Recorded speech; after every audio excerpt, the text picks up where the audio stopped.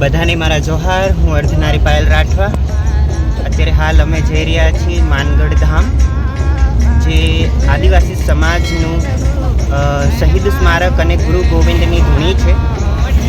ગુરુ ગોવિંદ જે છે આદિવાસી સમાજના પ્રેરણાત્મક ગુરુ અને ભક્તિ આંદોલન ચલાવ્યું હતું, અને એ ભક્તિ આંદોલનના થકી આદિવાસી સમાજના યુવાનોએ તે માનગઢ ધામ પર શહીદી ઓરી, અને આજે એમની યાદમાં માનગઢ ધામમાં શહીદ સ્મારક બનાવવામાં આવેલું છે, અને ગુરુ ગોવિંદની ત્યાં ધૂણી છે અને ગુરુ ગોવિંદનું ત્યાં મંદિર પણ છે। તો અમે માનગઢ ધામ જઈએ છીએ।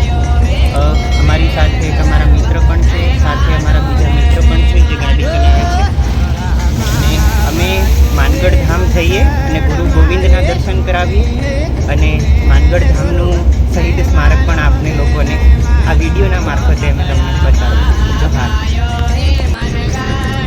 ફતેપુરાથી સીધો રસ્તો જે છે તે આપણાને માનગઢ તરફ લઈ જાય છે, અને એ માનગઢ તરફના રસ્તા પર આપણે જોઈએ તો આપણાને એવી રીતે સુંદર મજાની હરિયાળી આપણાને આજુબાજુના વિસ્તારોમાં દેખાય।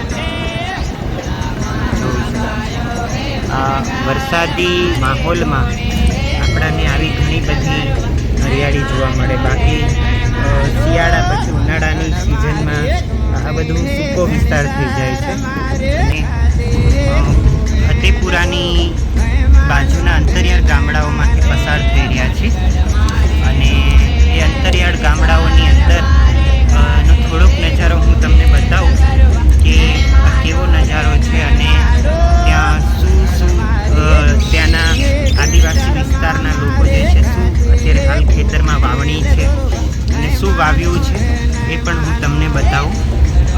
આમ તો મુખ્યત્વે આદિવાસી આવી રીતે બધા છૂટા છવાયા ઘરો તમને જોવા મળતા, જે તમને દેખાય છે। એવી જ રીતે આ બધી હરિયાળી જે છે એ આ વિસ્તારમાં જોવા મળે છે, પણ એ ચોમાસાની સિઝન પ્રમાણે આપણાને જોવા મળે છે।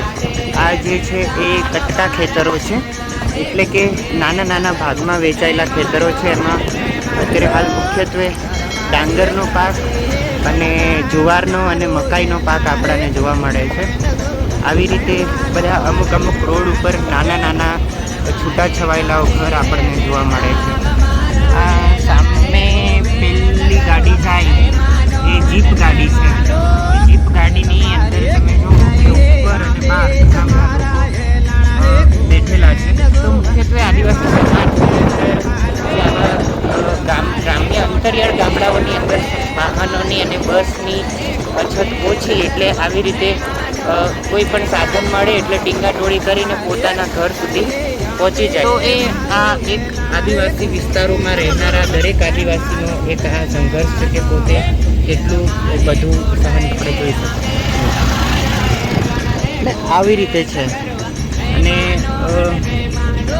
હજુ પણ હું તમને આગળ બતાવું કે શું છે। જો આ સામે દેખાય ખેતરો આવી રીતે છવાયેલા ઘર અને કચ્ચા ખેતરો પણ છે।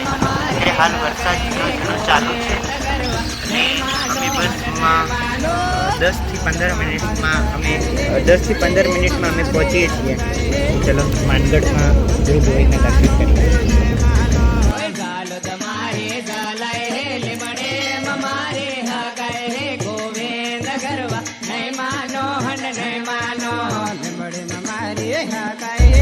વિસ્તારમાં આપણે વાહન ચલાવવા માટે ખરેખર થોડુંક ધ્યાન રાખવું પડે, કારણ કે ડુંગરવાળો વિસ્તાર છે, એટલે અહીંયા વાહન જે છે તમારા એ થોડા ઓછી સ્પીડમાં ચલાવીને આવવું પડે, અને અહીંયાના રસ્તાઓ જે છે વાંકા ચૂકા છે અને ઊંચા નીચા છે, એટલે તમારે તમારું વાહન જે છે એને કાબૂમાં રાખીને ચલાવવું પડે। તમને હું રસ્તા બતાવું કે કેવા રસ્તાઓ છે, એટલે વાહન તમારું સેફટીની સાથે ચલાવીને માનગઢ ધામના ડુંગર ઉપર ચડવું પડે। મારા રેણા હે ઘૂમતે મારા પગલા હે ગોવિંદ ગુરુવા નહીં માનો રે નહીં માનો। મારા પગલા હે ઘૂમતે મારા રેણા હે ગોવિંદ ગુરુવા નહીં માનો રે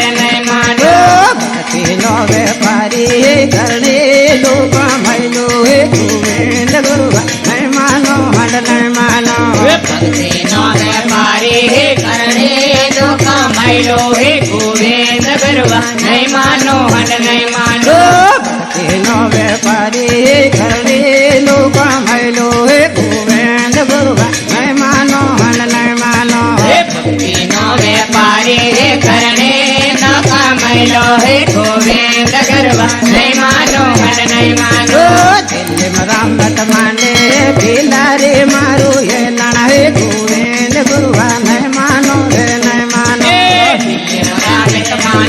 અત્યારે હાલ અમે માનગઢનો ડુંગર ચડીએ છીએ અને મેં કીધું એવી રીતે આપણે લોકોએ વાહન ધીરે ઓછી સ્પીડે ચલાવવું પડે કારણ કે અહીંયાના રસ્તા જે છે વાંકા ચૂકા છે.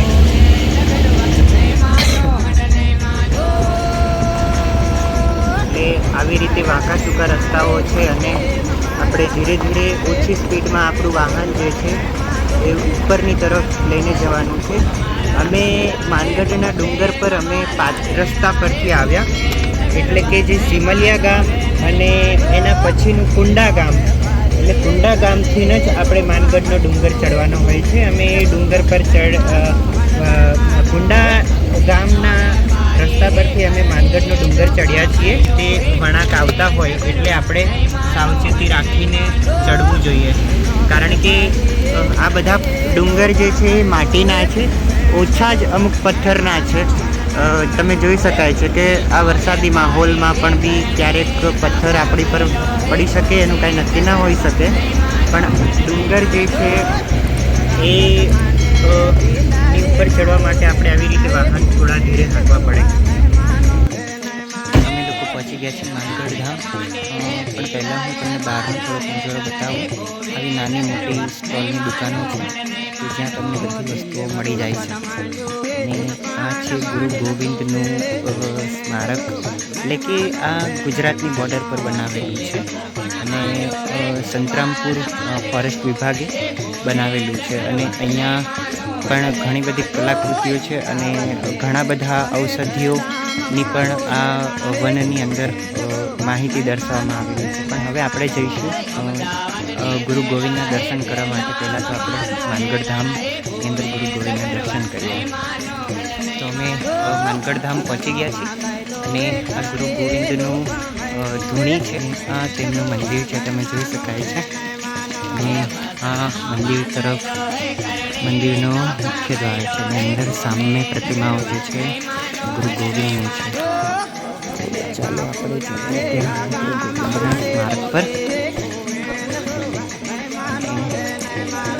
સરસ મજાની ગુરુ ગોવિંદની બે પ્રતિમા છે અને દર્શન કરી શકો છો. ગુરુ ગોવિંદ મહારાજની પ્રતિમા, તેમની ધૂણી આજે પણ અખંડ છે અને તેમની દિવ્ય જ્યોત પણ અખંડ છે. અમે લોકો દર્શન કરી લઈએ ને પછી અમે તમને માનગઢ ધામ બધું બતાવીએ.